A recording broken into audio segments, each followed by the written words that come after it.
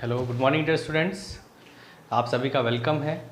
और class 11th subject chemistry में हम चैप्टर 2 एटॉमिक स्ट्रक्चर में आज जो टॉपिक डिस्कशन करने वाले हैं वो है Bohr's formulae and emission spectrum of hydrogen atom.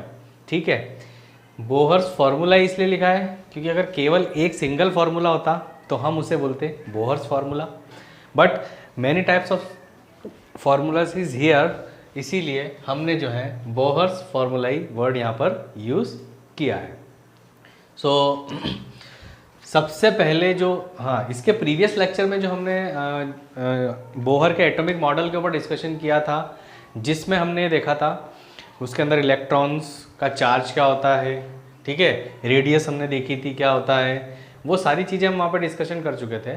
लेकिन अब क्या है, रेडियस को लेके जो फॉर्मूला है वो फॉर्मूला क्या बोलता है बोहर्स का, वो देखते हैं। ठीक है, सो फॉर रेडियस, ये जो बोहर का जो फॉर्मूला है वो किसके लिए देख रहे हैं हम, रेडियस के लिए, कि रेडियस के लिए क्या फॉर्मूला हो सकता है। तो जो बोहर ने जो फॉर्मूला दिया था रेडियस के लिए वो था R is equals to n square h square upon 4 pi square m Z e square, ये वाला फॉर्मूला है। अब ये फॉर्मूला दिखने में तो काफ़ी बड़ा लग रहा है, लेकिन हम इसे समझेंगे तो इजी गोइंग आपको समझ में आएगा। पूरा फार्मूला हमको यहाँ यूज़ नहीं करना है, लेकिन एक्चुअल फार्मूला ये होता है। इसी का एक मॉडिफाइड फार्मूला भी है, वो फार्मूला हम अभी देखेंगे। तो सबसे पहले हम एक एक चीज़ जो एक एक इसके अंदर जो वर्ड दे रखे हैं उसका मीनिंग देख लेते हैं। तो यहाँ पर एन जो है वो क्या है, प्रिंसिपल क्वांटम नंबर, या हमने जैसा देखा था पिछले लेक्चर में कि n इज इक्वल्स टू 1 2 1 हो सकता है, 2 3 4, ऐसे सीरीज चलती रहेगी, है ना, नंबर ऑफ इलेक्ट्रॉन्स बोल सकते हैं जिसको। यहाँ पर h जो है हमारा वो है प्लैंक कांस्टेंट।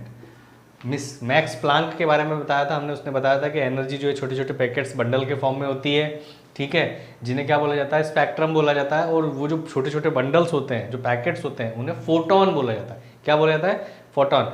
और अलग अलग टाइप से एनर्जी का स्पेक्ट्रम बना रहा है इस टाइप से जो ऐसे स्ट्रक्चर जो हमें दिखाई देते हैं वो हाइड्रोजन का स्पेक्ट्रम कहलाता है।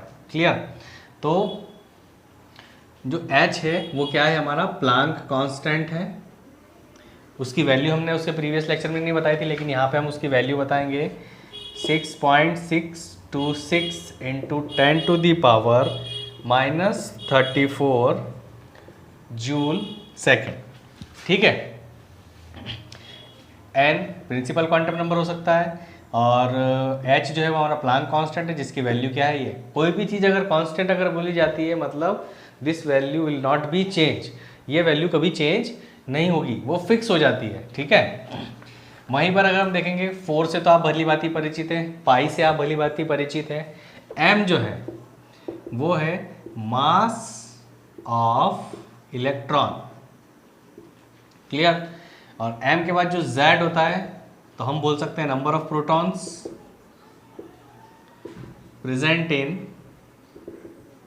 एटम, और या हम उसे क्या कह सकते हैं, atomic number of particular atom. Clear. और E जो है वो किसे रिप्रेजेंट करता है, इलेक्ट्रॉन चार्ज को। क्लियर।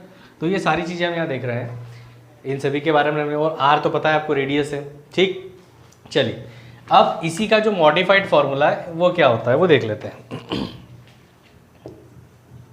मॉडिफाइड तो क्या बोलेंगे, पर एक्चुअली में क्या है कि सिंपल फॉर्मूला है, इसको और ज़्यादा सिंपल कर दिया जाएगा। Then R is equals to, ये हो जाएगा h square upon 4 pi square m e square into n square upon Z. Clear. अब हम यहाँ देखेंगे कि ये जो पूरी वैल्यू है ये सभी क्या है, कांस्टेंट है। ठीक है, ये वैल्यू कभी चेंज नहीं होगी, है ना। तो इसको क्या लिख सकते हैं, पूरी तरह से हमने इसको क्या लिख लिया, constant into n square upon Z. ठीक है, अब इस फॉर्मूले के अंदर हम वैल्यू रख के जो है पर्टिकुलर हाइड्रोजन एटम की बात कर रहे हैं। हम किसकी बात कर रहे हैं? हाइड्रोजन एटम की। ठीक है, तो हाइड्रोजन एटम की रेडियस का मतलब पहले ऑर्बिट, दूसरे ऑर्बिट, तीसरे ऑर्बिट, चौथे ऑर्बिट, जितने भी ऑर्बिट्स हैं उसके अंदर, उनका जो रेडियस है वो हम निकाल सकते हैं। ठीक है, जब इसे पूरा कैलकुलेट करते हैं तो इसकी जो वैल्यू आती है वो क्या आती है? इसी फॉर्मूले को आगे लिख रहा हूँ मैं, R is equals to 53 PM into n square upon Z. 53 PM मतलब पिकोमीटर। क्लियर? हमने पिछले लेक्चर में भी बताया था 10 to the power 12 metre is equal -12 metre is equals to 1 picometre. मतलब ये एक पिकोमीटर के बराबर होता है। 10 टू द पावर -12 मीटर जो है वो 1 पिकोमीटर के बराबर होता है। ठीक है, जब इसे कैलकुलेट करेंगे तो इतना अभी हमें नहीं पढ़ना है, हमें केवल ये ध्यान रखना है ये वैल्यूज जो है कांस्टेंट होती है और इनको जब कैलकुलेट किया जाता है तो आंसर क्या आता है? 53 पिकोमीटर। बस यही हमें याद रखना है। नंबर ऑफ एन जो प्रिंसिपल क्वांटम नंबर है, जो नंबर्स हैं वो 1 2 3 4 5 6 कुछ भी हो सकते हैं, और जेड की जगह हमको क्या रखना है? एटॉमिक नंबर या फिर नंबर ऑफ प्रोटॉन्स उसके अंदर कितने प्रेजेंट हैं। क्लियर? अब हम बात करेंगे हमारे इस फॉर्मूले को, थोड़ा सा ध्यान में रखिएगा, मैं एक बार फिर से लिख दिया जाएगा उस फॉर्मूले को।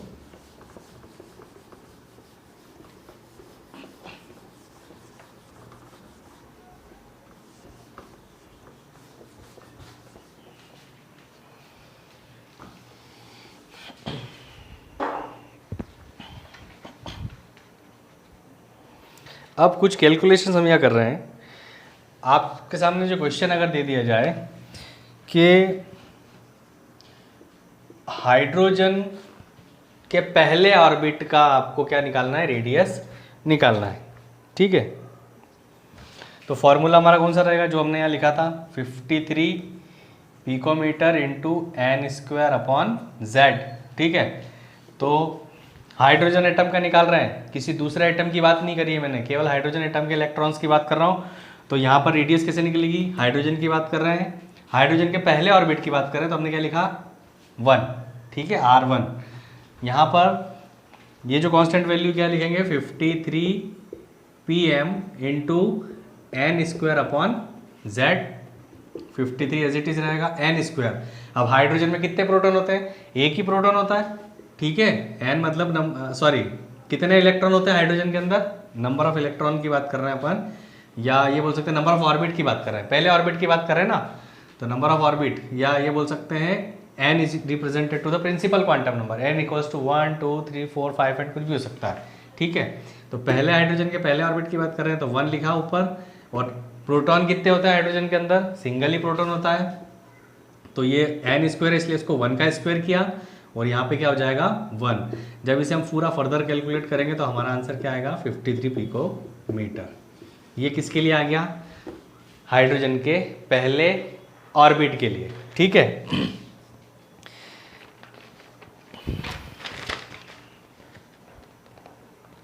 अब अगर वही बात करें हम सेकेंड ऑर्बिट के लिए, ये एन जो है वो रिप्रेजेंट कर रहा है नंबर ऑफ ऑर्बिट्स को। ठीक है, तो यहाँ पर हम पहले ऑर्बिट के लिए बात कर रहे हैं तो इसलिए वैल्यू क्या रखी? 1। अब अगर आपसे बोल दिया जाए कि सेकेंड ऑर्बिट हाइड्रोजन के रेडियस निकाल के बताओ, तो ये जो रेडियस निकली है वो कैसे देखे हमने? जैसे ये हाइड्रोजन का एटम है, ये उसका न्यूक्लियस है, और यहाँ से यहाँ तक पहले ऑर्बिट की जो रेडियस है वो कितनी आई? 53 पिकोमीटर। अब ये हमारा दूसरा ऑर्बिट है। ठीक है, तो हमें क्या करना है? इसकी रेडियस निकालना है। तो क्या करेंगे? R2 हाइड्रोजन, फॉर्मूला सिमिलर लगेगा, इनटू यहाँ पर नंबर ऑफ ऑर्बिट कौन सा है? सेकेंड वाला है, तो क्या लिखेंगे? 2 का स्क्वायर। एन के स्क्वायर की जगह क्या लिखेंगे? एन मतलब number of orbits, second number orbit की बात कर रहे हैं तो सेकेंड नंबर ऑर्बिट हो जाएगा 2 का स्क्वायर, और जेड तो हाइड्रोजन के अंदर नंबर ऑफ प्रोटॉन कितना होता है? केवल 1 होता है, इसलिए क्या लिखेंगे? 1। तो हो जाएगा 53 इंटू 4, तो आंसर क्या आ जाएगा हमारा? 212 पिकोमीटर। तो मतलब यहाँ से लेके यहाँ तक की जो रेडियस होती है वो कितनी होती है? 212 पिकोमीटर। इसके बारे में हम पिछले लेक्चर में चर्चा की थी। हमने बताया था कि पहले ऑर्बिट का रेडियस 53 पिकोमीटर होता है, सेकेंड ऑर्बिट का जो दूसरा ऑर्बिट है उसका न्यूक्लियस से लेकर रेडियस देखेंगे तो वो कितना होगा? 212 पिकोमीटर। क्लियर? चलिए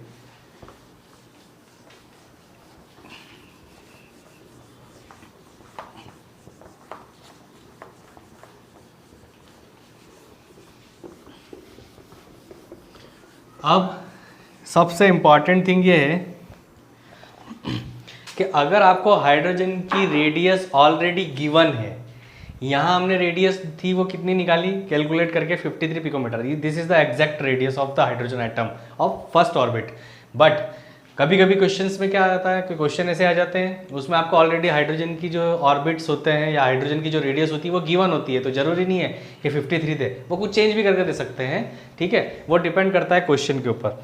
तो जब भी अगर ऐसा अगर होता है कि अगर हाइड्रोजन का जो है आपको ऑलरेडी उसका रेडियस गिवन है, ठीक है, तो आप उसके किसी भी ऑर्बिट की निकाल सकते हैं वैल्यू। तो उसके लिए मॉडिफाइड फार्मूला क्या हो जाएगा, R equals to R1H into n square upon Z, ये फार्मूला लग जाएगा। ये कब लगेगा, ये तब लगेगा, ये उस कंडीशन में लगेगा जब आपको ऑलरेडी क्या होगा, गिवन होगा हाइड्रोजन का रेडियस। अब ठीक है, अगर हाइड्रोजन का रेडियस गिवन नहीं है तो पुराना वाला फार्मूला जो चल रहा है जो एग्जैक्ट है वो तो चलेगा, लेकिन अगर हाइड्रोजन का रेडियस क्वेश्चन में गिवन होता है उस कंडीशन में हमको ये फार्मूला लगाना है। अब इसी फार्मूले पे बेस्ड एक छोटी सी कैलकुलेशन हम करेंगे। इसे समझने से पहले, इस कैलकुलेशन को करने से पहले एक पॉइंट थोड़ा सा और समझ लिया जाए कि ये जो रेडियस का जो फॉर्मूला हम यहाँ पे देख रहे हैं ये केवल और केवल जो है सिंगल इलेक्ट्रॉन सिस्टम पर ही वर्क करेगा। मतलब जिसमें केवल कितने इलेक्ट्रॉन है, एक ही इलेक्ट्रॉन है। जैसे कि अगर मैं हाइड्रोजन की बात करूंगा तो हाइड्रोजन के पास एक इलेक्ट्रॉन होता है, तो इस पे क्या करेगा, ये वर्क करेगा। और हाइड्रोजन के साथ जितने भी आइसोटोप होते हैं H1, H2, H3, ठीक है, this is protium, deuterium and tritium, ठीक है, तो क्या किस पे वर्क करेगा, तो सभी पे वर्क करेगा क्योंकि सभी आइसोटोप्स के अंदर सिंगल इलेक्ट्रॉन प्रेजेंट है। क्लियर। वहीं सेकेंड हम बात करें लिथियम की, तो लिथियम में तो 2 इलेक्ट्रॉन हो जाएंगे, तो लिथियम पे वर्क नहीं करेगा, ये किस पे वर्क करेगा, लिथियम प्लस पे। क्यों कर रहा है लिथियम प्लस पे, क्योंकि एक इलेक्ट्रॉन उसमें से निकल गया है, एक इलेक्ट्रॉन निकल गया तो रिमेनिंग कितना बचा, एक इलेक्ट्रॉन, तो वो फॉर्मूला फिर इस पे भी काम करेगा। वहीं हम बात करें उसके बाद sorry helium, this is helium है ना, बाय मिस्टेकली लिखा गया, ठीक। वहीं बात करेंगे लिथियम की, तो लिथियम के पास 3 इलेक्ट्रॉन्स होते हैं, लेकिन ये तो केवल सिंगल इलेक्ट्रॉन पे काम करता है, तो ये लिथियम प्लस 2 पे वर्क करेगा, ठीक है।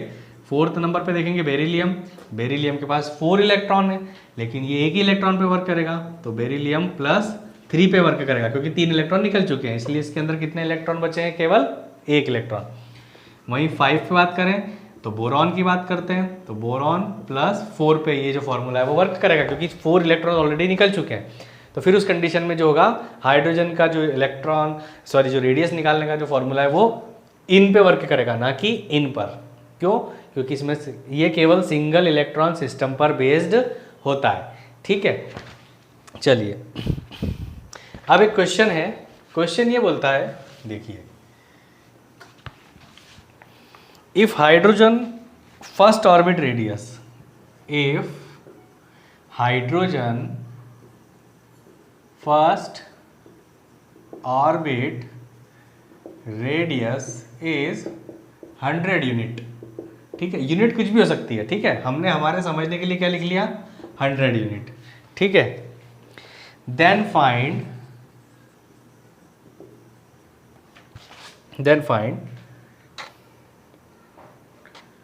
The lithium plus 2 third orbit radius. Clear. Question को समझेंगे पहले। If hydrogen first orbit radius is 100 unit, question कह रहा है कि अगर हाइड्रोजन के फर्स्ट ऑर्बिट की रेडियस कितनी है, 100 यूनिट दे रखी है, ठीक है। Then find the lithium plus 2 third orbit radius, lithium plus 2 के थर्ड ऑर्बिट रेडियस को आपको क्या करना है, फाइंड करना है। तो चलिए क्या करेंगे, देखिए फॉर्मूला कौन सा लगाएंगे, ये वाला, ठीक है। तो रेडियस हमको फाइंड करना है, R1H अब क्वेश्चन में ऑलरेडी रेडियस गिवन है, अब 53 नहीं लिखेंगे, अब क्या लिखेंगे, जो क्वेश्चन में गिवन है वो लिखेंगे। तो क्या लिखा हमने, 100 इंटू एन स्क्वायर, एन मतलब नंबर ऑफ ऑर्बिट, ठीक है। तो जो ऑर्बिट हमको पता करना है वो वाला ऑर्बिट हम क्या करेंगे, लिखेंगे। कौन सा ऑर्बिट पूछा है इसने, थर्ड ऑर्बिट, तो एन की वैल्यू क्या हो जाएगी, थर्ड। तो 3 का स्क्वायर मतलब 3 इंटू 3 लिखा मैंने।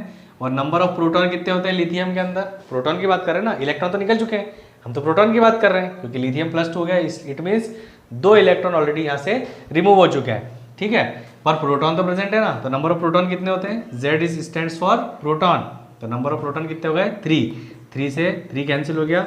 Then the lithium +2 third orbit radius is 300 unit. अब यूनिट कुछ भी हो सकती है, यहाँ यूनिट थी तो हमने भी यहाँ पे भी क्या लिखा, यूनिट ही लिखा। क्लियर।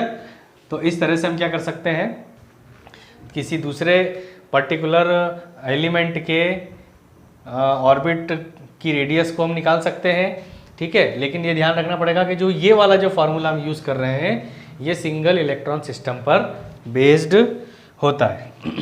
अब एक छोटा सा क्वेश्चन और कर लेते हैं हम रेडियस को लेकर।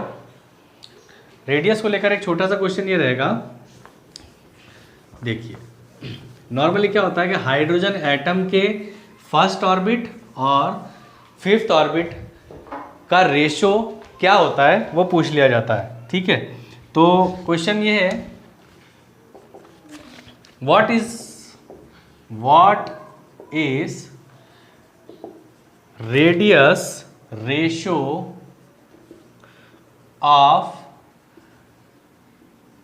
Hydrogen first orbit and fifth orbit, ठीक है। आपको रेशियो बताना है hydrogen 1H upon hydrogen 5H, समझ गया है।